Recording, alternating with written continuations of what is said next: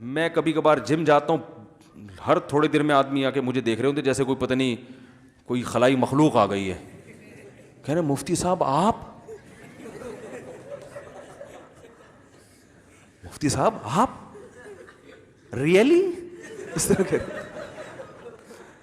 پتہ نہیں کتنے تو عقیدت یعنی چینل کو ان سبسکرائب کر چکے ہوں گے اب تک. یا مفتی صاحب آپ یہ مفتی ہو گئے یار, یہ کام کر رہے ہو. اب مجھے ایک بات بتاؤ, ایک کامن سینس کی بات ہے. صحابہ کے دور میں, بلکہ صحابہ کیا 100 سال پرانے چلے جائیں, جسمانی محنت زیادہ تھی نا لوگوں کی. گاڑیاں ایجاد نہیں ہوئی تھیں, بائکیں نہیں تھیں, سارے کام پیدل ہوتے تھے اور سارے کام لوگ گھر میں خود کرتے تھے. وزن بھی اٹھا رہے ہیں, ادھر جا رہے ہیں ادھر جا رہے ہیں. کمپیوٹر ایجاد نہیں ہوا تھا, کوئی ٹھش پش بٹن کا کوئی سسٹم نہیں تھا. بیل بھی نہیں ہوتی تھی, دروازہ بجانا پڑتا, دھاپ دھاپ دھاپ, اس سے ہاتھوں کی ایکسرسائز ہوتی تھی. کیا خیال ہے, گدھا گاڑی کو, گدھے کو چلانے میں آدمی کو خود گدھا بننا پڑتا ہے. گدھا اگر مریل ہے تو اس کو دھکے دے رہے ہیں. گھوڑا گاڑی, گدھا گاڑی, یہ ساری چیزیں ہوتی تھی نا. تو جسمانی ایکٹیویٹی بہت زیادہ تھی. اب مجھے ایک بات بتاؤ, سائنسی ترقی سے کیا انسان کی نیچر چینج ہو گئی ہے؟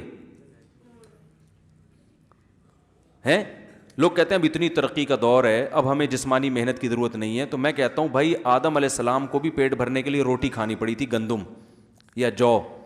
اب کوئی یہ کہے کہ سائنس نے بہت ترقی کر لی ہے, اب ہم 10,000 سال پرانا والا فلسفہ نہیں چلائیں گے, اب بھی وہی خربوزے کھائیں, انار کھائیں. اب تو اتنی ٹیکنالوجی نے ترقی کی ہے, اب تو گیس پہ چلیں گے ہم. ہو سکتا ہے بھائی, جاپان کا سائنسدان جو بہت بڑی ایجادات کر چکا ہے, لیبارٹری میں جب وہ کام کر رہا ہوتا ہے نا, تو اپنی انرجی کے لیے اس کو بھی باہر نکل کے خربوزہ کھانا پڑتا ہے. ایسا ہی ہے نا. وہی طریقے سے انسان کی باڈی میں کوئی چینج نہیں آیا. معدے کا سسٹم وہی ہے جو 10, 15, 20 ہزار سال پہلے تھا. چبانا انہی دانتوں سے پڑے گا. گرینڈ کی بھی چیزیں آپ پیٹ میں ڈالو گے کہ مجھے دانتوں کے چبانے کے اب تکلف نہ ہو, تو وہ تھوڑے دنوں میں مر جاؤ گے ویسے ہی آپ. ایسا ہی ہے نا.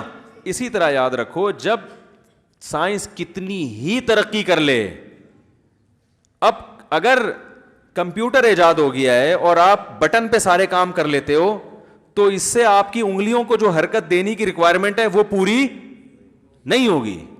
سمجھ رہے ہو نا. اس کے لیے آپ کو الگ سے حرکت دینی پڑے گی, بھاگنا پڑے گا, چلنا پھرے گا. کیونکہ اللہ نے جو ہمیں مسل دیے ہیں وہ اس لیے تھوڑی دیے ہیں, وہ تو ہاتھ تو وزن اٹھائے گا تو ہاتھ رہے گا, پاؤں سے چلو گے تو چلنے کے قابل رہو گے. اب اس میں کوئی مفتی ہو, عالم ہو, جو بھی ہو, کچھ بھی بن جاؤ, تو باڈی یہ نہیں دیکھتی کہ آپ مفتی صاحب ہیں تو آپ گھر میں پڑے ہوئے رہیں, ٹھیک ہے نا. کھاتے جائیں, اسٹور کرتے جائیں, آپ کے کوہان کی شکل میں جمع ہو جائے گا. کیونکہ آپ مفتی ہیں, آپ کے پاس ورزش کا ٹائم نہیں ہے, یا ورزش آپ کے وقار کے خلاف ہے. لوگ کیا کہیں گے؟ لوگ بولیں گے مفتی صاحب ہو گئے ڈنڈ پیل رہے ہیں. تو لہٰذا یہ آپ کے چونکہ ایکچولی وقار کے خلاف ہے, تو وہ کیا نتیجہ یہ نکلے گا کہ وہ جو مفتی صاحب ہیں, باڈی نہیں مانتی کسی کو تو مفتی ہے یا عالم ہے یا ڈاکٹر ہے یا کچھ, باڈی نہیں مانتی. وہ کہیں گے بھائی پہلے تم انسان ہو, میڈیکل سائنس کی زبان میں تم ایک سمجھدار حیوان ہو. حقیقت ہے نا. میڈیکل سائنس کیا کہتی ہے, انسان بھی جانور ہی ہے لیکن ایک بڑا ذہین قسم کا حیوان.